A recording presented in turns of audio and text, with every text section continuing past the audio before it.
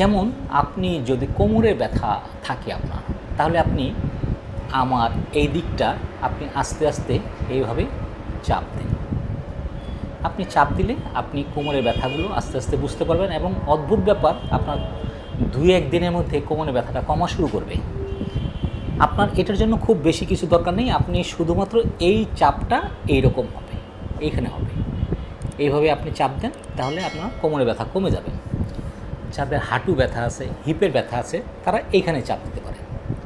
এখানে চাপ দিলে হাঁটু ব্যথা, হিপের ব্যথা কমে যাবে। যাদের ইউরিনের সমস্যা আছে, তারা এইখানে এবং এইখানে চাপ দিলে ইউরিনজনিত সমস্যাগুলো আস্তে আস্তে কমতে শুরু করবে।